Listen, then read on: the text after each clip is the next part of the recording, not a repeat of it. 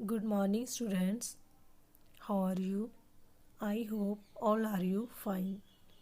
Today's continue your history chapter, the making of the national movement 1817 and 1947.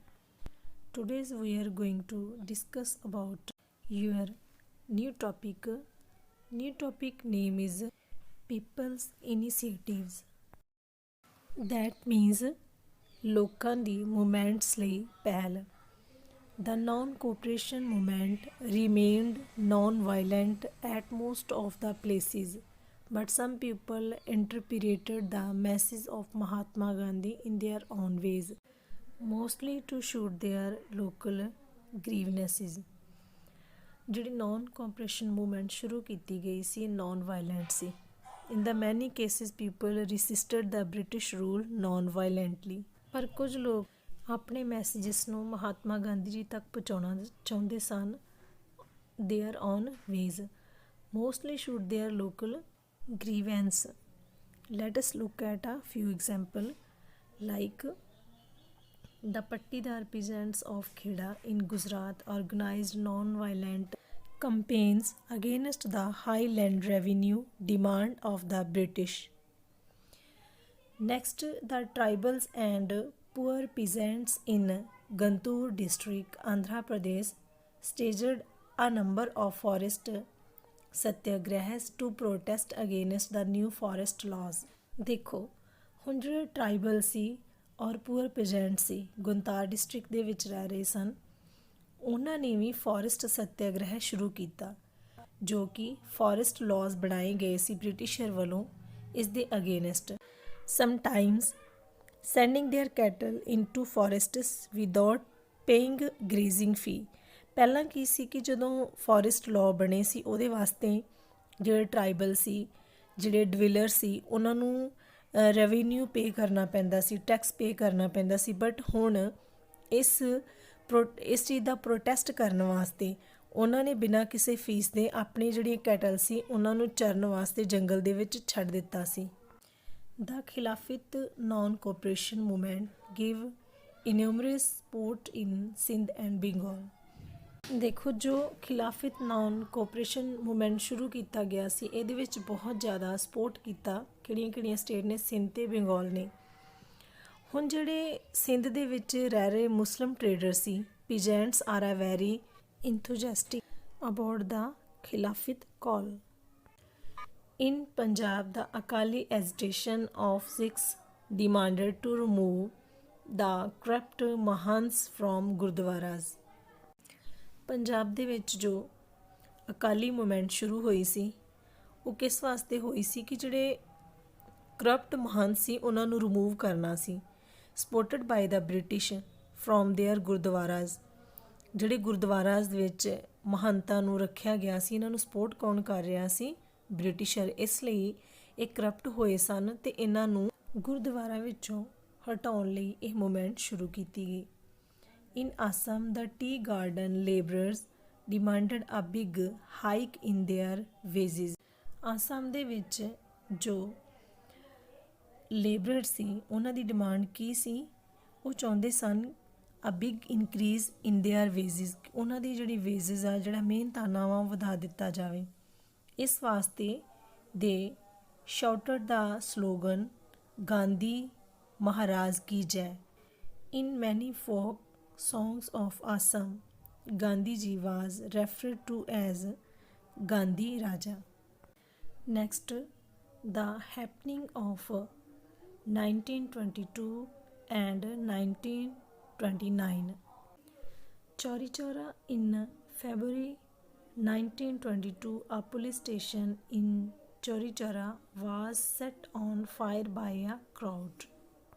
1922 ਤੋਂ ਲੈ ਕੇ 1929 ਦੇ ਵਿੱਚ ਜੋ ਵੀ ਹੈਪਨਿੰਗ ਹੁੰਦੀਆਂ ਹਨ ਉਹਨਾਂ ਦੇ ਵਿੱਚੋਂ ਚੌਰੀ ਚੌਰਾ ਦੀ ਜੋ ਘਟਨਾ ਹੁੰਦੀ ਹੈ ਉਹ ਫਰਵਰੀ 1922 ਦੇ ਵਿੱਚ ਲੋਕਾਂ ਦੁਆਰਾ ਪੁਲਿਸ ਸਟੇਸ਼ਨ ਨੂੰ ਫਾਇਰ ਕੀਤਾ ਗਿਆ.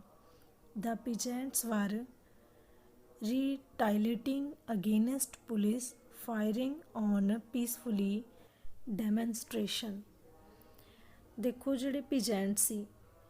ਪੀਸਫੁਲੀ ਮੁਜ਼ਾਹਰੇ ਕਰ ਰਹੇ ਸਨ, ਪਰ ਪੁਲਿਸ ਨੇ ਉਹਨਾਂ ਦੇ ਉੱਤੇ ਫਾਇਰਿੰਗ ਕਰ ਦਿੱਤੀ। 22 ਪੁਲਿਸਮੈਨ ਵਰ killed in the Chauri Chaura incident. Saddened by this incident, Mahatma Gandhi called off the non-cooperation movement.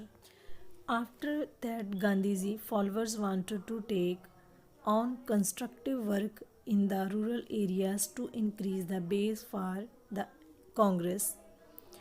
ਹੁਣ ਜਿਹੜੇ ਗਾਂਧੀ ਜੀ ਦੇ ਫਾਲੋਅਰ ਸੀ ਉਹ ਚਾਹੁੰਦੇ ਸਨ ਕਿ ਜਿਹੜੀ ਕਾਂਗਰਸ ਆ ਆਪਣੇ ਬੇਸ ਵਾਸਤੇ ਕੰਸਟਰਕਟਿਵ ਵਰਕ ਕਰੇ ਰੂਰਲ ਏਰੀਆਜ਼ ਦੇ ਵਿੱਚ। ਔਨ ਦਾ ਅਦਰ ਹੈਂਡ ਦੂਜੇ ਪਾਸੇ some leaders wanted to fight elections to the councils. Other hand leaders such as Chittaranjan Das and Motilal Nehru ਇਹ ਕੀ ਚਾਹੁੰਦੇ ਸੀ ਕਿ ਕੌਂਸਲਸ ਵਾਸਤੇ ਇਲੈਕਸ਼ਨ ਜਿਹੜੀਆਂ ਲੜੀਆਂ ਜਾਣ, ਠੀਕ ਹੈ ਨਾ। Next, they wanted to enter the government so that they could influence certain policies. Government ਦੇ ਵਿੱਚ ਐਂਟਰ ਕਰਨ ਲਈ ਉਹਨਾਂ ਲਈ ਸਭ ਤੋਂ ਵੱਡਾ ਇੱਕ ਮੌਕਾ ਸੀ ਅਤੇ ਉਹ ਆਪਣੇ ਪ੍ਰਭਾਵ ਨੂੰ, ਆਪਣੀ ਪੋਲਿਸੀਜ਼ ਨੂੰ ਗੌਰਮੈਂਟ ਦੇ ਵਿੱਚ ਸਿੱਧ ਕਰਨਾ ਚਾਹੁੰਦੇ ਸਨ। The Gandhians worked in village during the mid-1920s and could be able to extend their support base. ਹੁਣ ਜਿਹੜੇ ਸੀਨੀਅਰ ਸੋਸ਼ਲ ਵਰਕਰ ਸੀ ਜਿਹੜੇ ਵਿਲੇਜ ਦੇ ਵਿੱਚ 1920 ਦੇ ਵਿੱਚ ਕੰਮ ਕਰਨਾ ਚਾਹੁੰਦੇ ਸਨ, ਕਿਸ ਵਾਸਤੇ? extend their support base. This proved very useful during the civil disobedience movement. This proved ਲਈ ਲਾਂਚ ਕੀਤੀ ਗਈ ਕਿਹੜੀ ਮੂਵਮੈਂਟ?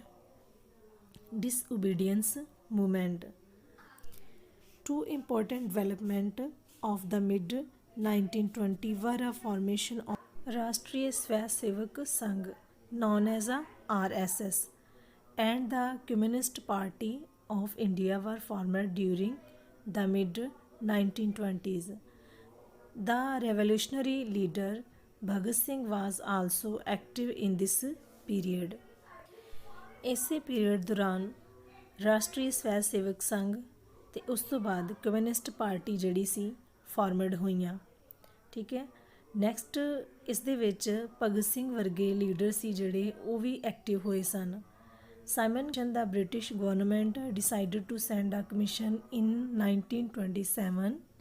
ਬ੍ਰਿਟਿਸ਼ ਗਵਰਨਮੈਂਟ ਦੁਆਰਾ ਜੋ ਸਾਈਮਨ ਕਮਿਸ਼ਨ ਸੀ ਉਹਨੂੰ 1927 ਦੇ ਵਿੱਚ ਇੰਡੀਆ ਦੇ ਵਿੱਚ ਭੇਜਿਆ ਗਿਆ। ਕਿਸ ਵਾਸਤੇ? ਪੋਲੀਟੀਕਲ ਫਿਊਚਰ ਵਾਸਤੇ, ਕਿ ਇੰਡੀਆ ਦਾ ਲੋਕਾਂ ਦਾ ਰਾਜਨੀਤਿਕ ਭਵਿੱਖ ਕਿਸ ਤਰ੍ਹਾਂ ਦਾ ਹੋਏਗਾ। This was headed by Lord Simon. ਇਸ ਦੇ ਹੈੱਡ ਕੌਣ ਸੀ? Lord Simon. But it had no Indian representatives. Absence of Indian in the commission infuriated the political groups in India. ਅਤੇ ਇੰਡੀਆ ਦੇ ਲੋਕ ਇਸ ਲਈ ਸਾਈਮਨ ਕਮਿਸ਼ਨ ਦਾ ਵਿਰੋਧ ਕਰ ਰਹੇ ਸਨ, ਕਿਉਂਕਿ ਸਾਈਮਨ ਕਮਿਸ਼ਨ ਦੇ ਵਿੱਚ ਜੋ ਪਰਸਨ ਭੇਜੇ ਗਏ ਸਨ ਉਹਨਾਂ ਦੇ ਵਿੱਚ ਸਾਰੇ ਬ੍ਰਿਟਿਸ਼ਰ ਸਨ, ਇੰਡੀਅਨ ਕੋਈ ਵੀ ਨਹੀਂ ਸੀ। ਇਸ ਲਈ ਇੰਡੀਆ ਦੇ ਲੋਕਾਂ ਨੇ ਇਸ ਚੀਜ਼ ਦਾ ਵਿਰੋਧ ਕੀਤਾ। ਦੇ decision created N outrage in India. All political groups decided to a boycott of the commission. ਇਸ ਕਮਿਸ਼ਨ ਦਾ ਬਹੁਤ ਸਾਰੇ ਗਰੁੱਪਸ ਨੇ ਬਾਈਕਾਟ ਕੀਤਾ। When the commission arrived it was met with demonstration with banners saying Simon go back. ਅਤੇ black flag ਲੈ ਕੇ, banners ਲੈ ਕੇ ਲੋਕਾਂ ਨੇ ਮੁਜ਼ਾਹਰੇ ਕੀਤੇ ਅਤੇ ਇਹਨਾਂ ਨੂੰ ਸਾਈਮਨ ਕਮਿਸ਼ਨ ਨੂੰ ਗੋ ਬੈਕ ਜਾਣ ਵਾਸਤੇ ਬੋਲਿਆ।